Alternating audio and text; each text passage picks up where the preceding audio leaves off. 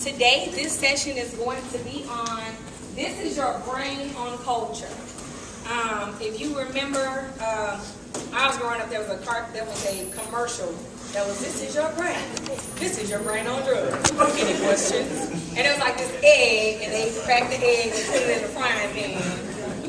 Stuck with me for that session. These are the objectives. Number one, you're going to be able, my hope is that you're going to build awareness as a culturally responsive staff member at Northside. So a lot of awareness is going to happen.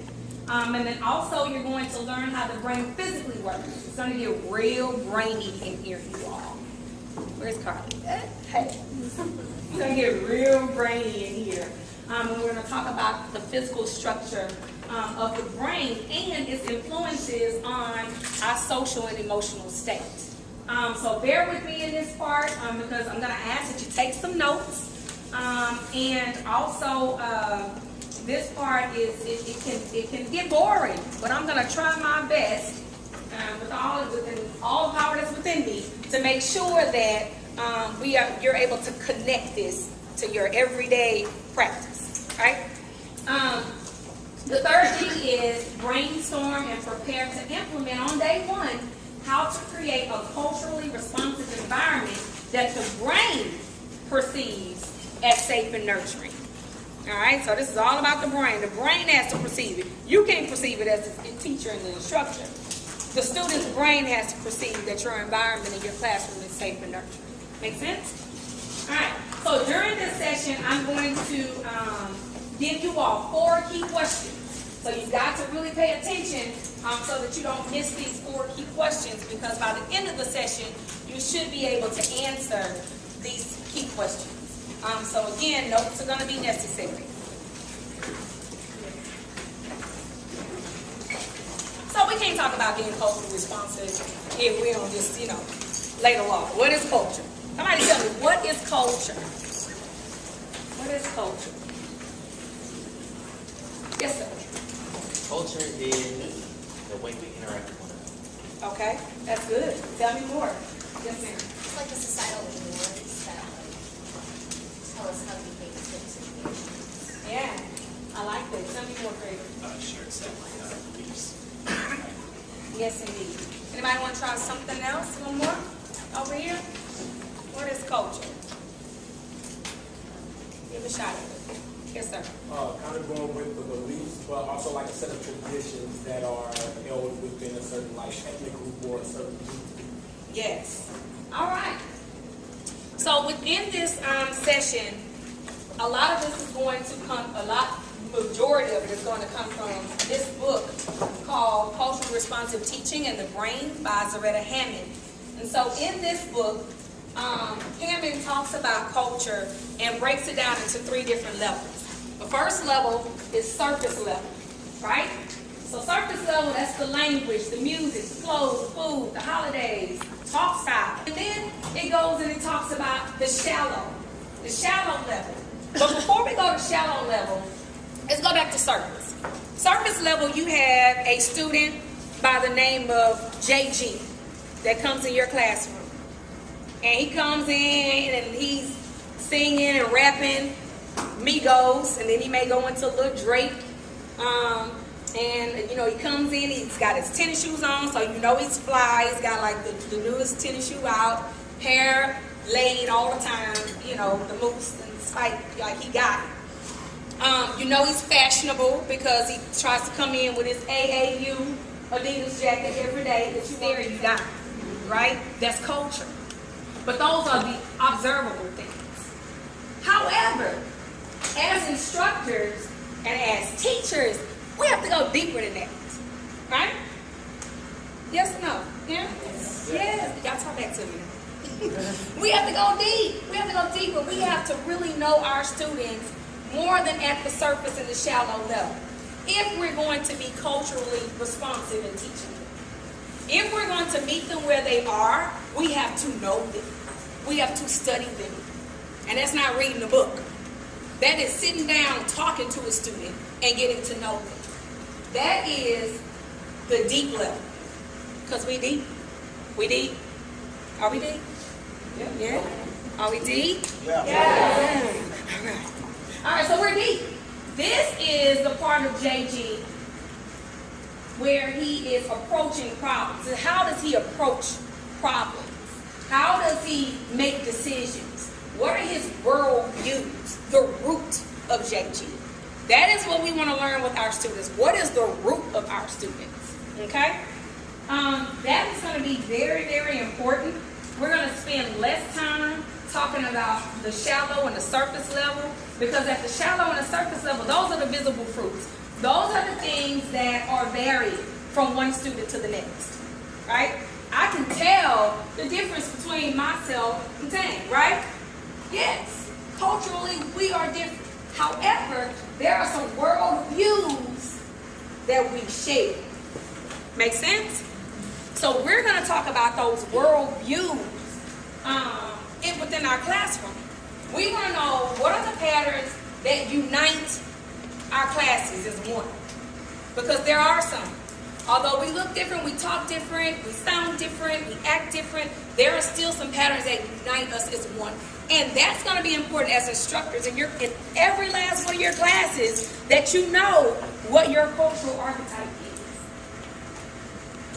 Key question number 1. What are the cultural archetypes in my class? We're not going to talk about it, we're not going to answer that right now, but that is a question that you want to keep in your mind all throughout the school year. Day 1, that is something that you want to be scanning in your classroom. This is going to help your teaching to become more manageable once you're able to discover those patterns in your classroom. So in this book, the author breaks down 2 types of archetypes. 2 types of archetypes. In this book, they talk about individualism and collectivism. Individualism, she describes it as, this is where there's individual studying going on, individual reading, right? This is also where it's individual achievement in my class. When you talk, this is why they're saying small groups are important in the classroom, because this is how our students are going to retain the information. So we want them to learn, and we've got to meet them where they are. Collectivism, it's about relational. It's about learning through, I've been in classes, I remember from Sydney a long time ago, used to do the Jeopardy games. Like, that's collectivism. That's putting a team together to collaborate to retain the information. Math, Murphy and Paquette, you all do some math games. That's collectivism. So that's important. Knowing the population that we serve or within this 80th percentile, what might this look like in the classroom? Can somebody tell me what you've done in the classroom to practice collectivism, to reach your students? Yes, ma'am.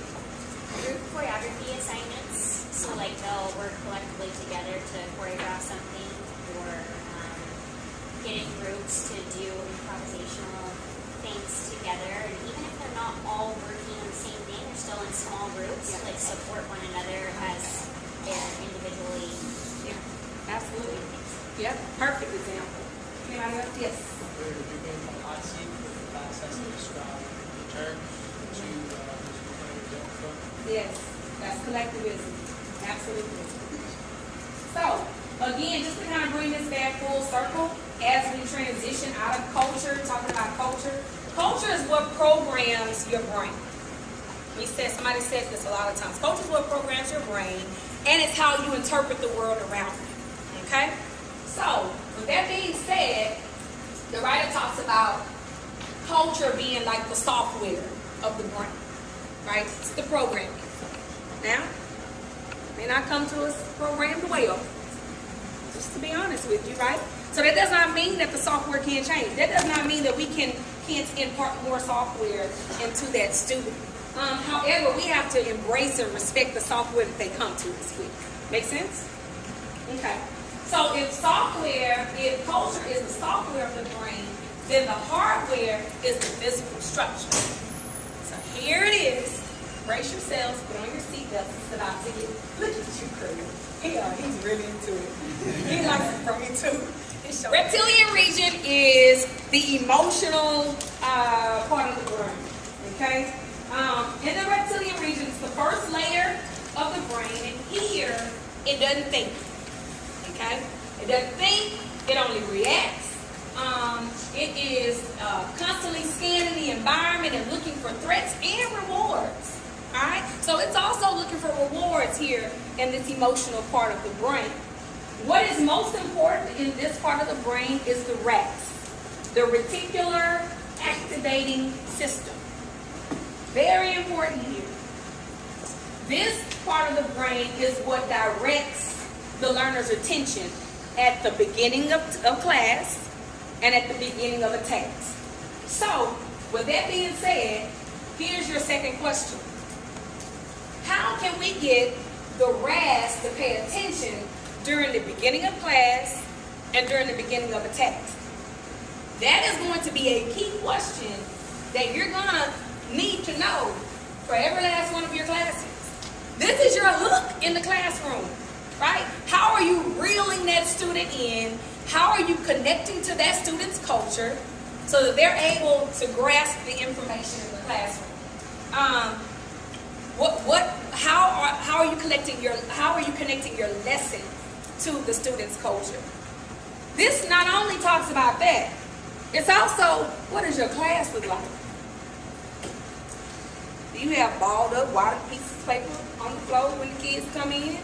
Do you have shavings all on the table and chairs all out of whack? Like, when a student comes in, y'all, their RAS is scanning the environment.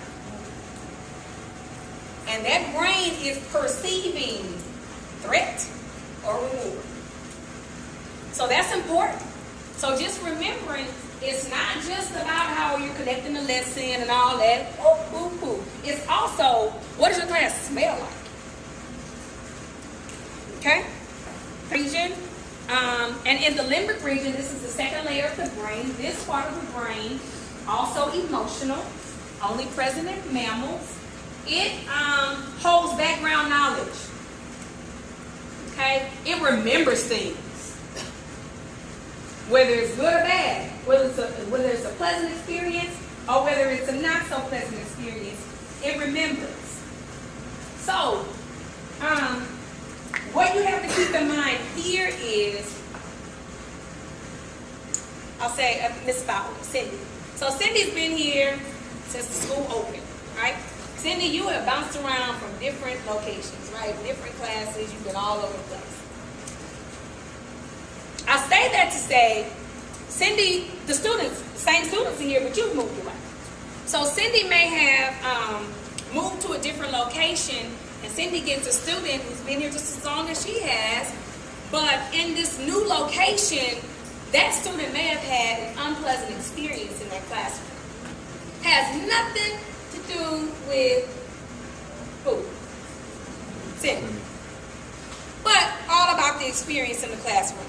And because in the limbic region, this child has this background knowledge of this classroom and has remembered that unpleasant experience in that classroom, immediately they're on alert. Immediately the RAS and the amygdala has been hijacked. And we're going to talk about that in a minute. So those things you have to take into consideration in your classrooms. And we can combat that. That's not a barrier for us, right? Because we're teachers, we're instructors, we can handle this. You can combat that, and how you combat that is key question number 3. What are you doing to calm the amygdala? So although that classroom location might be an unpleasant experience, what am I doing in this classroom to turn that around? That is the smile at the door. That is the high five when the student comes in.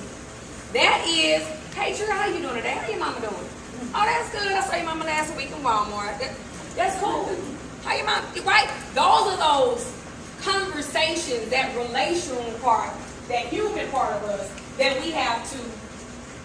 We have to do it in the classroom.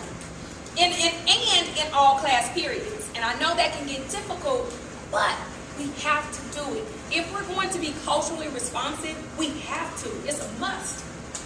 It's a must.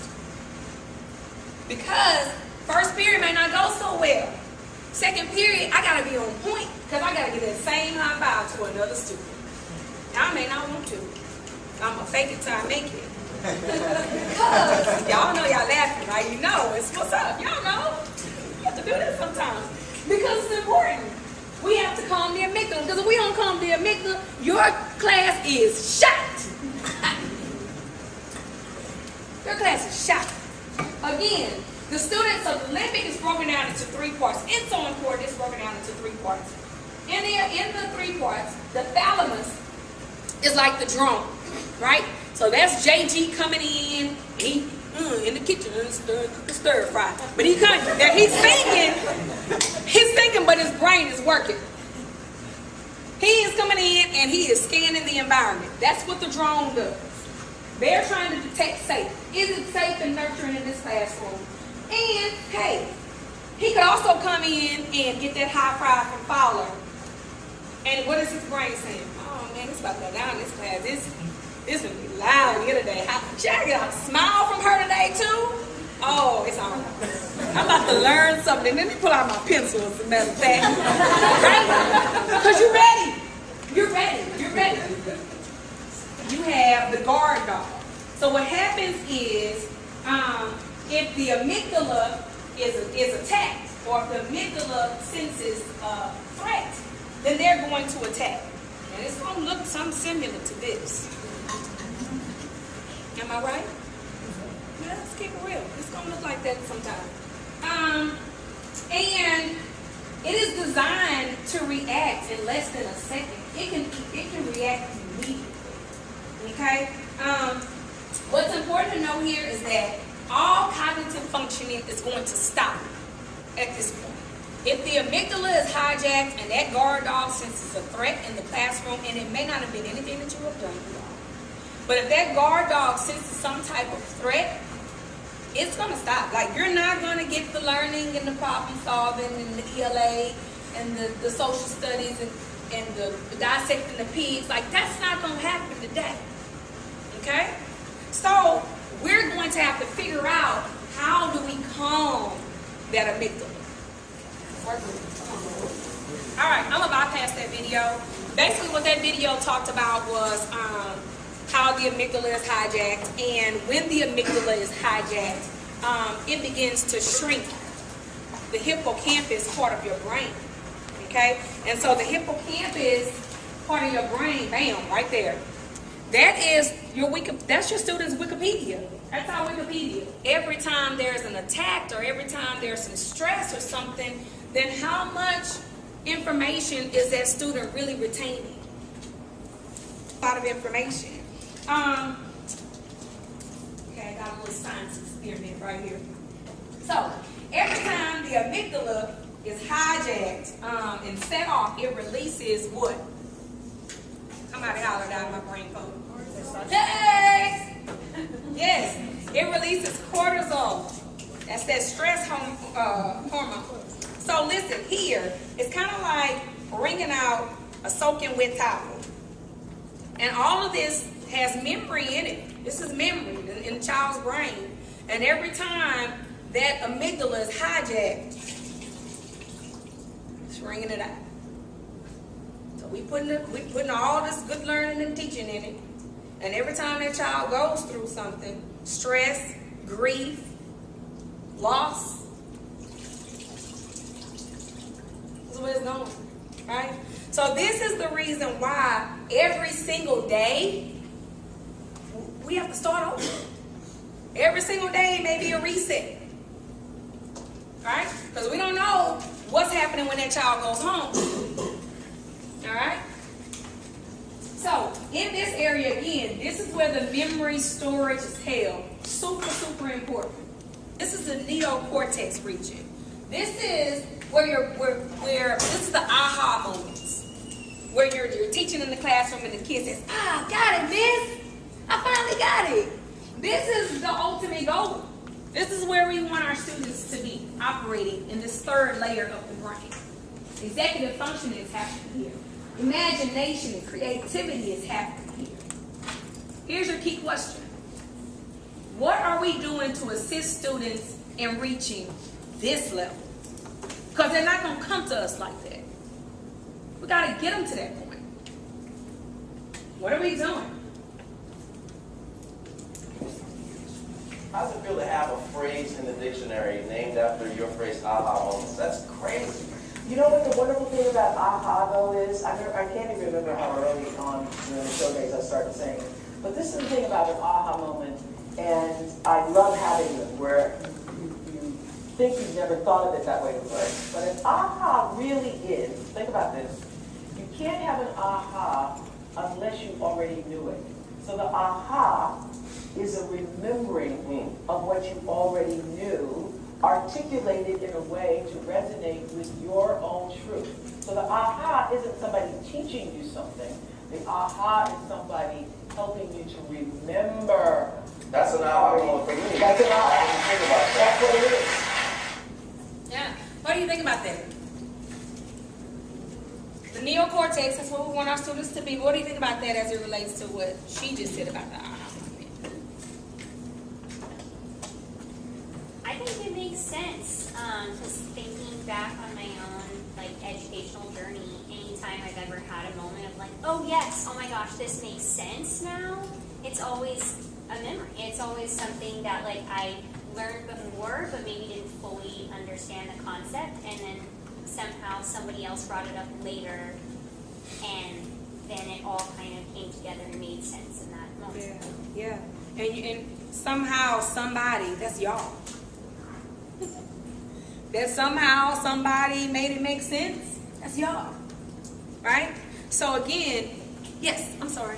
Oh, I was just going to answer your question. Go for it. I want to hear yours. I was going to say that it's actually it could actually be really empowering for students, because it's like helping them understand, like, you already know it somewhere in there, right? Like, you just need to find the right way to unlock it for you. Yeah. So, Yeah. that could be comforting for some students. Absolutely. And what stood out to me when you said that is we need to find the right way to bring it out of you. We know it's in there.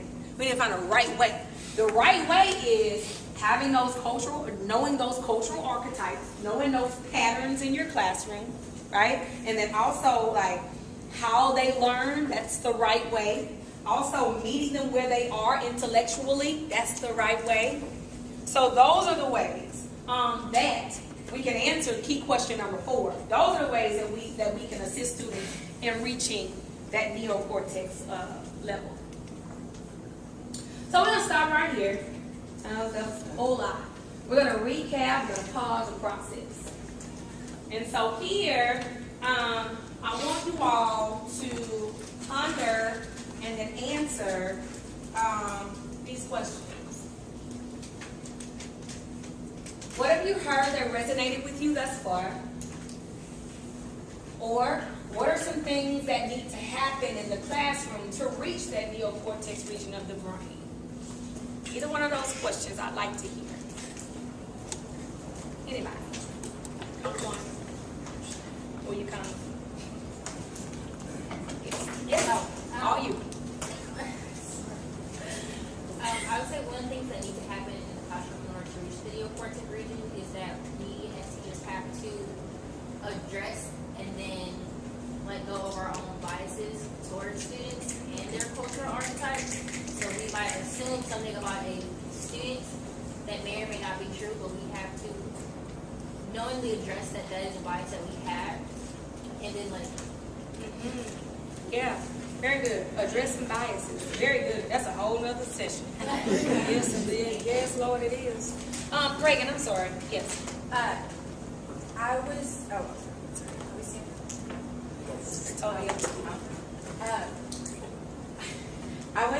just thinking about like Maslow's hierarchy of learning.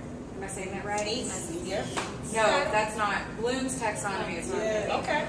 And how like that level of like aha thinking and like being able to like critically think about things, it has to go through the earlier scaffolded steps first. So something that we need to consider is like scaffolding and building like background knowledge that kids, especially as a 6th grade teacher, that kids can then later access in the higher level conversations and activities and classes. Yeah. Awesome. Thank you.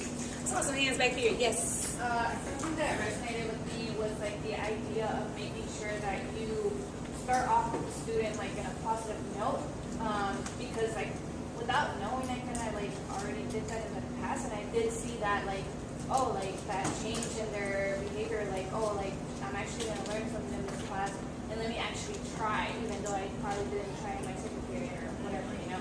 So like making sure that we keep doing that in order to get that behavior from them makes like class go a lot smoother, and like actually activates that like learning, like I want to learn today. Yeah, absolutely. Very good. And I think something key there too is it goes beyond the entry procedure. Like I know earlier I talked about like the entry procedure, like high-fiving and smiling at them at the door. But just knowing that that drone is scanning your classroom environment, not just at entry procedure, but 24/7 in the classroom throughout the whole class period. If you're on duty at lunch, they're still scanning, right? So just remembering that that same interaction that you're having with that student has to carry on all while you're on the show, the whole school day. Yes? I just want to say too that in order to help them be in that region, we need to be in that region ourselves. Okay, tell me more. Because if we're still in our own fight or flight, if we're still in our own emotional response, if we're not in control of how we're being, then it's going to be hard to create that safe environment for those students. Very good. I'm glad that you mentioned that, because that is definitely a segue into what Jeremy is going to talk about tomorrow, same time, same place, and he's going to talk a whole lot about that. I'm just right in the connection. Were you? Look at you!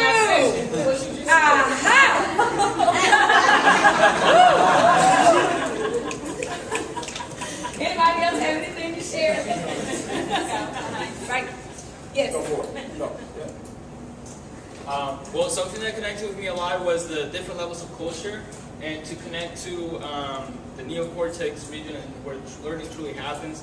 I mean, in my educational experience, my aha moments came not so much when my teachers connected with me at a surface level with culture, but down in the deep. And I mean, a teacher telling me like the latest rap, whatever, or like how to Dougie, how to Millie Rock, like that didn't really set in with me in my learning. Yeah. It was the deep like concept of self and worldview that like really made me realize things about myself and about the content. Yeah. And I think that's really cool. Speak. Yes. Okay. Oh, I'm sorry. I got you tomorrow. I got you. Go ahead. One thing that I think is also challenging about that is sometimes students have worldviews that may not suit them as people. They might view themselves or their abilities as like, they're not going to succeed. They're not going to, I've had students tell me that like, I was born poor, I'm going to live poor, I'm going to die poor. And that's like a worldview that we need to sometimes challenge and get them to perhaps open their mind to different ideas. Absolutely. Absolutely. And that's the software part of the brain, right? And again, right, because software can always be uploaded, right? And so there are going to be times where we're going to be uploading software to that student to change those, not necessarily change, but I like what you said, to challenge those worldviews. Awesome. Yes, sir. I'm sorry. So this is to answer the first one as well as having a question on the two. So the thing that I have resonated with me the most is like hearing about the nigga, like how it shrinks when like a student or a person goes through stress and grief. But it's meeting them at the door with a smile and a handshake and like all these other type of things. How do you still help them reach that neocortex level when like every day as soon as they leave from the school, like they go home to this high stress like environment, to where everything that they just learned in this happy environment that they felt that they were in goes all the way. So how do you help them reach that by trying to add on more when they're already forgetting everything that they learned that day? Is that a question? Yeah. Yeah. That's my question. So again, every day is a reset. It just really is, right? And so that's where like the reteaching comes in, and then you may like, the teacher may be like, man, I'm reteaching this like every day, or you come to me and you still haven't gotten it. Like no, like we that memory is gone. And so that's where we're going to have to keep imparting that into that student. It's an everyday struggle.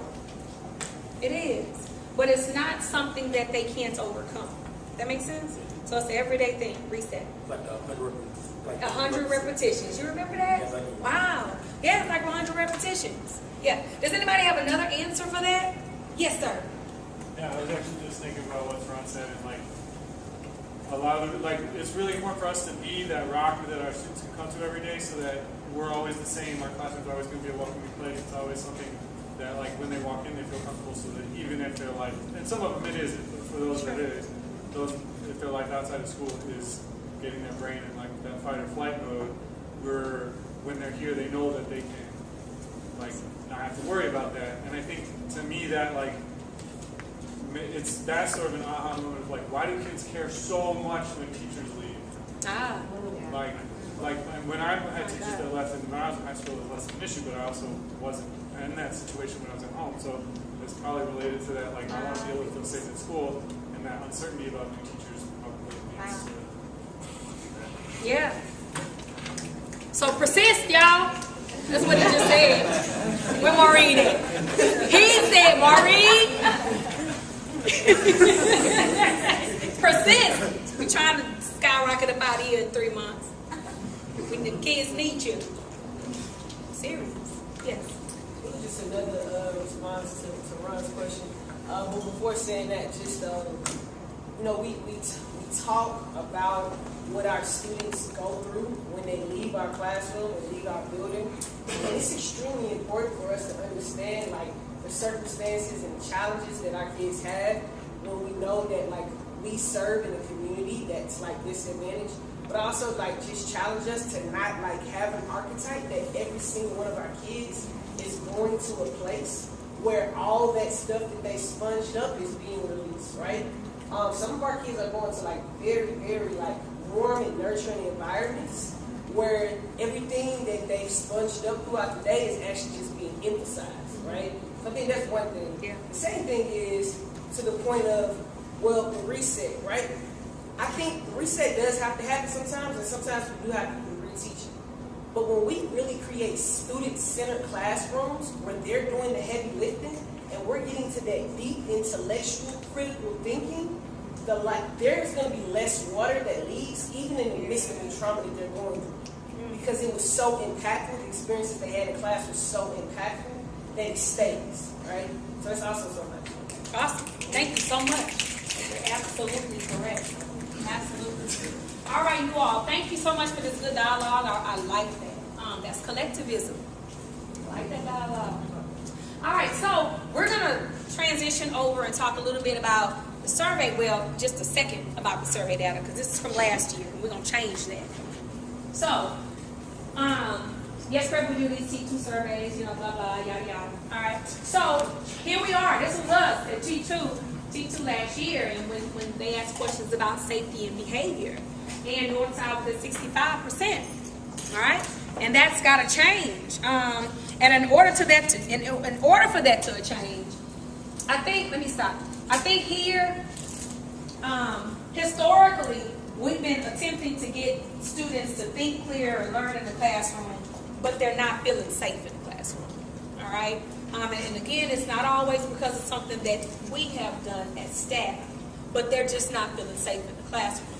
And so because of that, the brain has to perceive that the student is physically safe, that the student is psychologically safe, that the student is socially safe. The brain has to perceive that. So in order for these numbers to change, those babies, 6 through 12, their brains have to perceive that. Does that make sense? Okay. So here, we're going to do some group breakouts. And in the group breakouts, it's only 5 groups. But this side is going to be 1 through 5, and this side is going to be 1 through 5. Y'all got it? Does that make sense? Yeah. All right, look at y'all. Can I get a little help with these chart papers, please? Thank you. So everybody's going to get a chart paper out, and then we're going to wrap this thing up, draw a bridge, take it on home, okay? Benediction, we're going to get out of here. All right. So, group 1, what makes a student feel safe? Right here, group 1, what makes a student feel safe? All night. Alright, so what makes a student feel safe? A lot of our things stem around like consistency and teachers being consistent, having routines, having like a calm, structured, nurturing classroom environment, which ties into also like how the teacher responds to other students, like teachers keeping their cool. Also making sure that teachers are not like shrugging off misbehaviors or disrespect, like, oh, it's okay, like that student's okay, they're strong willed or things like that. Yes. Very good. Nice. Group 1, what makes a student feel unsafe? Unsafe. When there's no structure, when there are frequent changes, when the staff or people around them are mercurial, or word of the day, changing a lot in temperature, like emotional temperature. Wow, there you go. I like that. Group 2. What do you do to show that you value students in the classroom? Real quick, give me 1 through 4. Positive praise helps them feel safe when they take a risk. Encourage them to use their voice and reading them with positive energy and energy. Okay. Wow. Very good. That's value in the classroom. All right. Same question. 4. Go through it. Go. Providing options to students, acknowledging/praising growth, value students as people, not just students. Take time to build relationships with students. I keep going. Go for it. Be vulnerable and honest with your students, recognizing changes in behaviors and what's their norm and knowing when they're not there. Resetting every day, asking students for help in the classroom with jobs, asking for feedback from students and implementing. My team. February teacher of the month. All right, real quick. Group 3. What does support look like in the classroom? Real quick, what does support look like? I got 2 minutes. Boss lady came in and she ready. Support can come in so many ways. First of all, active listening, checking in constantly, being available, whether it be tutorials, emotionally available, having availability of resources, remaining emotionally constant, and offering systems of peer support and differentiation to reach all learners. All learners. Right here, same question. Let's go. So we got allow students to work through challenging material without giving them an answer, modeling appropriate coping mechanisms for stress, demonstrating empathy and patience, fostering healthy interpersonal relationships with peers, differentiated support for all students, creating a safe space to allow students to have a voice in the classroom, having genuine investment in your students' growth and well-being, and then modeling vulnerability and kindness. Yes. Oh my goodness. I can just run. How can we create the right conditions for optimum learning? Let's go. Give me just a snippet of it. All right, snippet. Intentional physical space, student ownership, reset/day 1, and then student center. Yeah.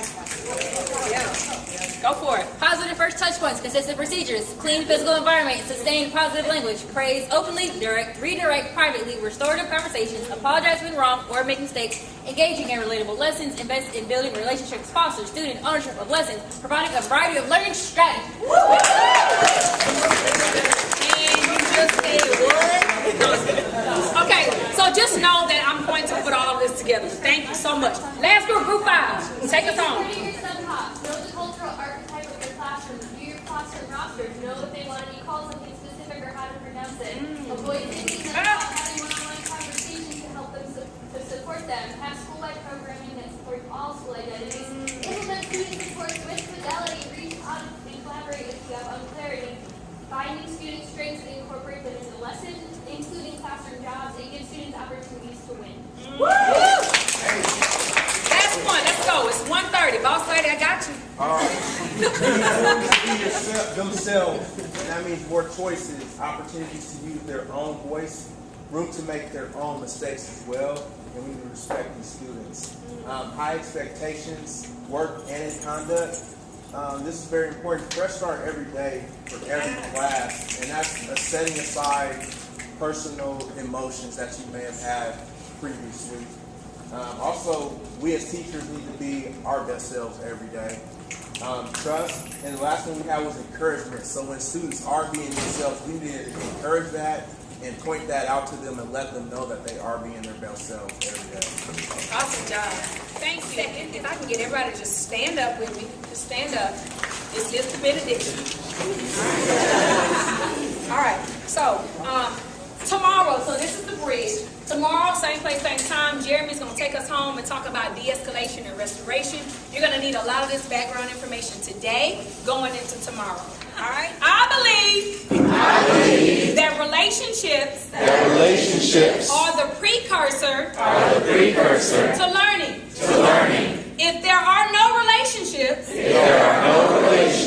there is no real learning that expands outside of the north side wall.